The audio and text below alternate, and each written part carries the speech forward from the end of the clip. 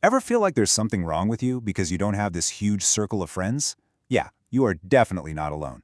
Well, in this explainer, we're going to flip that idea on its head and explore the really fascinating psychology behind why some of the most brilliant and creative people actually prefer to keep their circles small.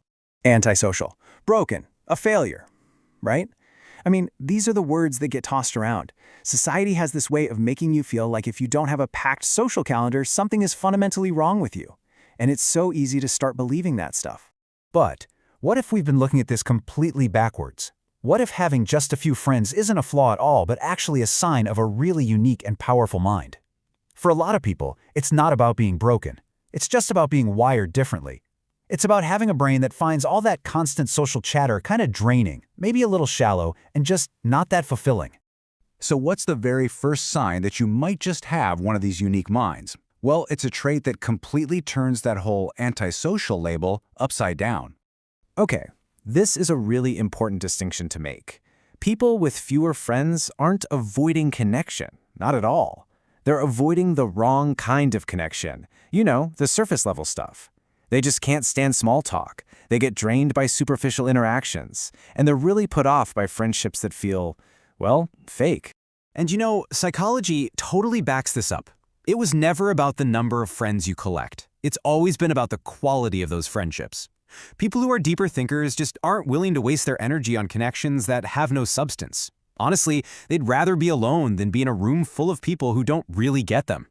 And that leads us right into our second trait, which explains why being social can feel so, well, exhausting for some of us. It all comes down to energy, and the fact that for some people, that social battery drains way, way faster. Now let's be super clear here. This has nothing to do with disliking people. It's actually about neuroscience. For some of us, social situations are like running a mental marathon. Your brain is working overtime, processing all the little social cues, the body language, the unspoken emotions in the room. So is it any wonder you need more time to recover? And there's actually a name for this. Psychologists call it high social sensitivity.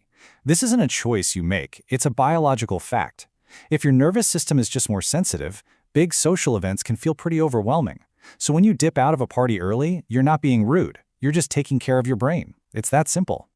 All right, on to our third trait, and this one is a biggie. It's about a really powerful kind of independence, a type of self-reliance that, honestly, most people never quite get. It's this thing called low social dependency, and it's basically the antidote to our modern obsession with needing validation from everyone else. It's the ability to feel whole and happy without a constant IV drip of likes, comments, and followers. It's that quiet confidence that comes from knowing your own worth, without needing anyone else to co-sign it. And this is the real art of solitude. It's when you can be your own best friend, when you can find genuine joy just in your own company and create a rich, meaningful life completely on your own terms. This isn't about being lonely. It's about being free. Our fourth trait gets a little heavier, a little darker, but it is so important to understand. It's about the scars that life can leave, and how those scars can completely change the way we connect with other people. Look, nobody is born this cautious. It's something you learn, usually the hard way.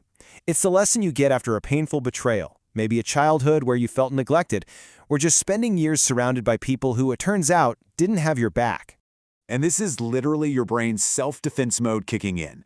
Once you've been seriously hurt, your brain just goes on lockdown. It starts building walls to protect you from that happening again. It's not that you can't trust anyone anymore, it's that you've learned to be smarter. You've learned that trust is this incredibly precious thing. And hey, not everyone deserves it. Okay, and now for our final trait. This is the one that really brings everything together. It's kind of like the hidden superpower of the person who's comfortable being alone. See, when you get comfortable spending time alone, something amazing happens. Your inner world just explodes. Your imagination gets richer, your intuition gets sharper and becomes this guide you can actually trust, and you develop this really deep, unshakable sense of who you are. You're not just alone, you're in fantastic company. But here's the thing about having such a rich inner life. It can make the regular outside world feel a little, bland. When you're used to diving deep into your own thoughts and feelings, all the shallow chit-chat out there can start to feel really unrelatable, and honestly, pretty boring.